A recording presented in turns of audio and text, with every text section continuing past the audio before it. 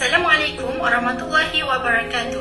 Saya Siti Nur Syafiqah binti Khalid, memegang kad pelajar yang bernombor 2021010775. Terlebih dahulu, saya ingin mengucapkan ribuan terima kasih kepada Encik Azri kerana telah memberikan tunjuk ajar kepada kami sepanjang semester ini. Saya ingin membentangkan tentang harta sepencarian. Baiklah, saya mulakan dengan pengenalan.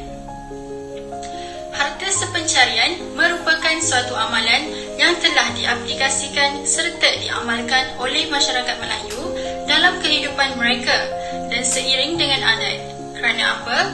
Hal ini kerana adat merupakan sesuatu yang tidak dapat dipisahkan dengan masyarakat apabila melibatkan asal-usul sesuatu amalan dalam sesebuah masyarakat itu sendiri. Menurut Jabatan Kehakiman Syariah Negeri Pulau Pinang, konsep harta sepencarian tidak dibincangkan secara khusus oleh para ulama. Malah, tiada sebarang dalil nas yang jelas mengenai harta sepencarian. Namun, para ulama telah memberi pelbagai sudut pandangan dalam membincangkan tentang konsep harta sepencarian. Dan ada antaranya yang menyebut sebagai Mata al-Bait, iaitu perkakasan rumah, dan ada juga yang menyebut sebagai Mal al-Zawjan, yang bermaksud harta suami isteri. Yang jelas, harta sepencarian tidak boleh dianggap sebagai satu akad perkongsian sebagai al-syarikah, kerana harta sepencarian dikuatkuasakan mengikut perkongsian hasil suami bersama isteri.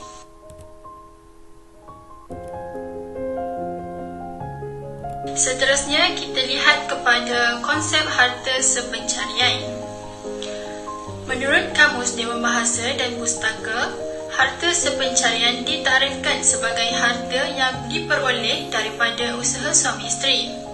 Harta sepencarian juga merupakan harta yang diperoleh dalam masa perkahwinan seseorang suami dengan isterinya hasil daripada sumber-sumber atau usaha mereka bersama. Sama ada harta alih atau harta tidak alih yang telah diperolehi bersama semasa perkahwinan tersebut.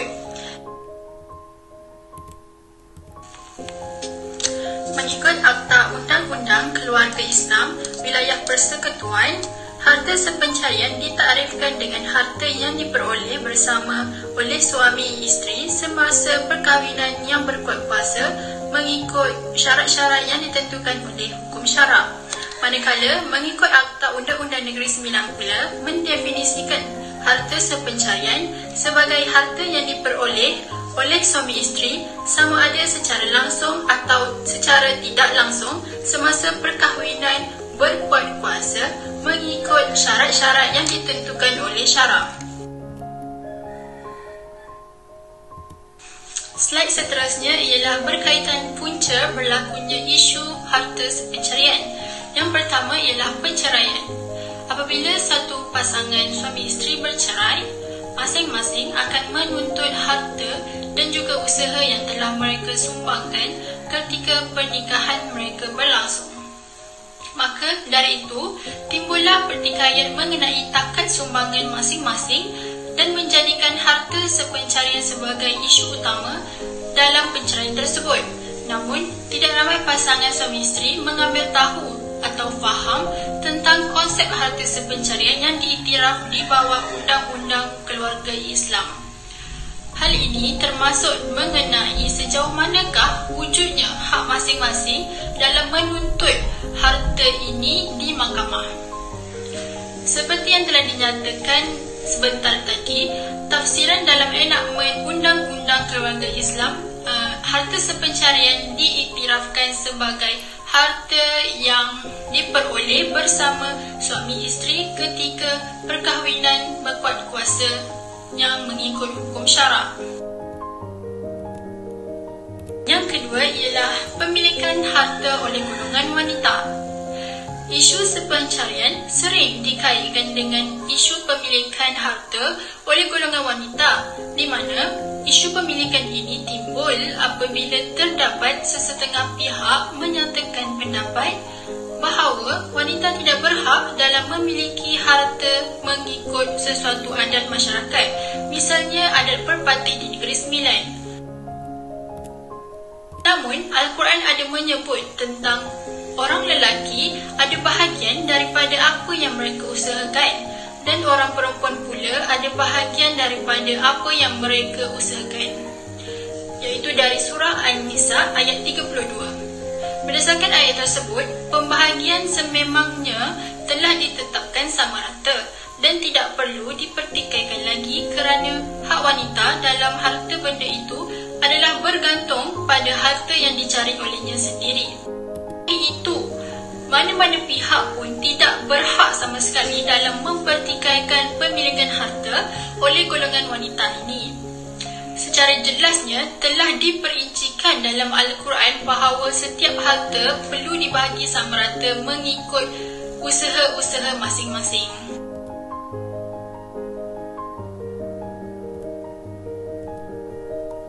Ayat seterusnya adalah berkaitan peruntukan undang-undang bagi isu harta sepencarian.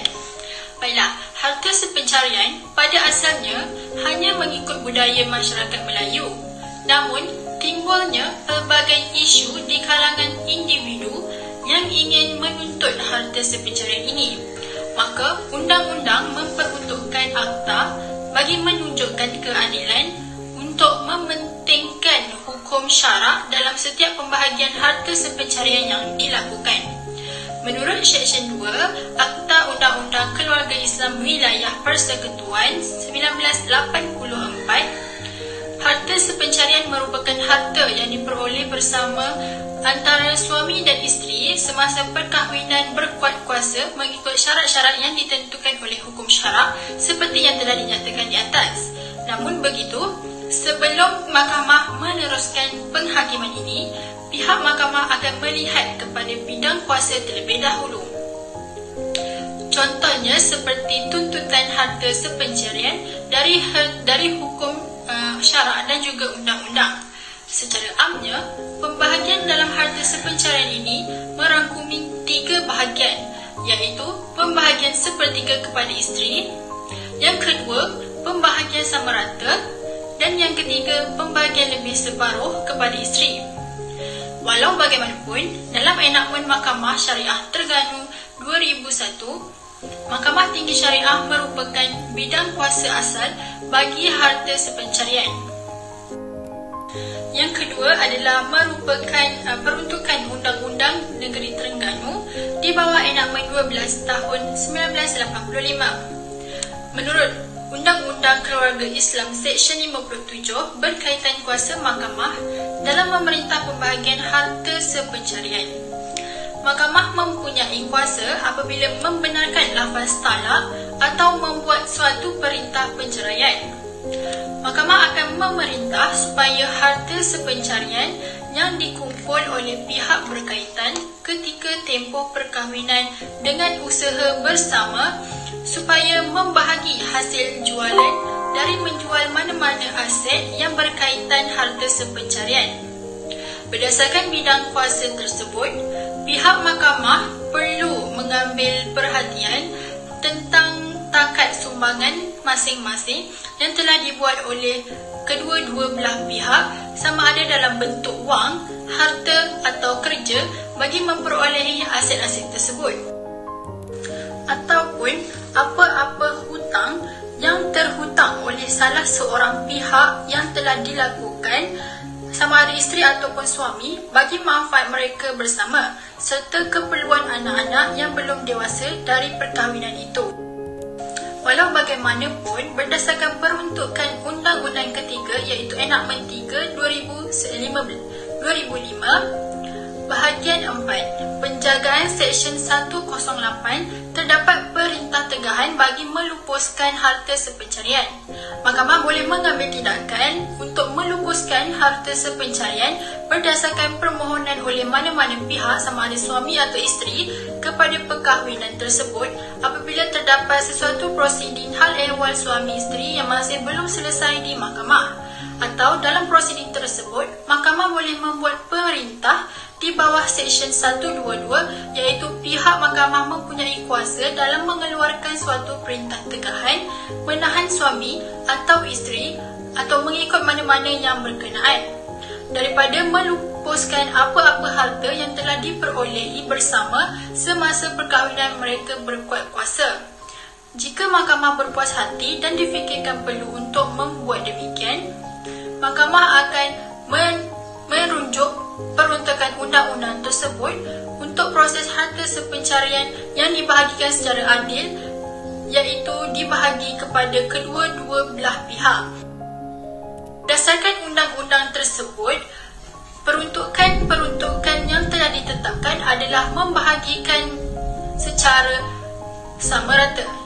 Oleh itu, sepatutnya tiada sebarang pertikaian yang berlaku oleh mana-mana pihak, sama ada oleh pihak isteri atau pihak suami, dalam membincangkan isu harta sepencarian ini.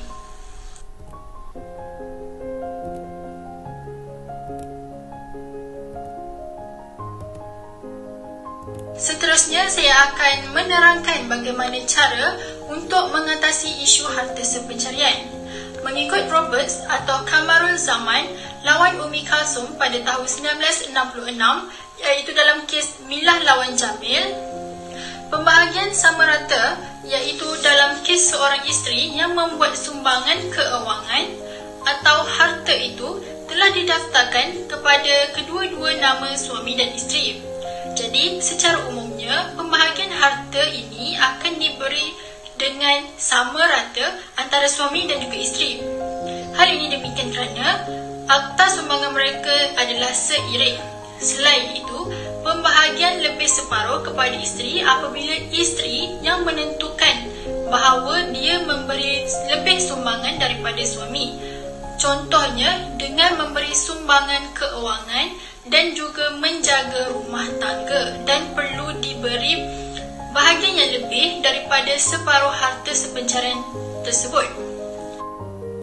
Salah satu kaedah lain dalam mengatasi isu tersebut adalah melalui bidang kuasa mahkamah yang menggunakan kaedah sulh bagi menyelesaikan masalah. Kaedah ini adalah menggunakan cara berdamai, sama ada melalui pengakuan ataupun penyerahan hak milik kepada suatu pihak lagi, atau nilai harta yang dipersetujui dan dibahagikan mengikut persetujuan antara kedua-dua belah pihak. Persetujuan tersebut boleh dilakukan sama ada di hadapan pegawai sulh atau di luar mahkamah, dan kemudian ia akan diendorsekan atau diakui, disahkan sebagai satu perintah mahkamah. Kaedah ini dilaksanakan supaya kedua belah pihak tidak lagi mempertikaikan hak pembahagian mereka serta memudahkan prosiding mahkamah dalam menguruskan isu harta sepencarian ini. Menurut Jabatan Kehakiman Syariah Terengganu pada tahun 2021, dari segi syarak, sulh ialah akad untuk menamatkan pertikaian sama ada secara sukarela atau saling meredai antara kedua-dua belah pihak. Proses ini juga dikenali sebagai majlis sulh, iaitu kaedah yang dapat dipersetujui melalui ayat yang bermaksud dan sulh menamatkan atau pertikaian itu lebih baik, iaitu dalam surah An-Nisa ayat 28. Dan berdasarkan dalam kes kekeluargaan Islam ini juga,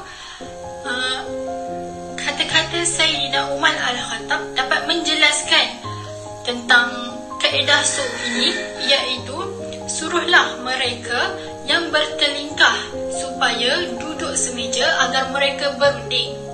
Hal ini kerana jika hakim memutuskannya, mereka akan saling benci-membenci.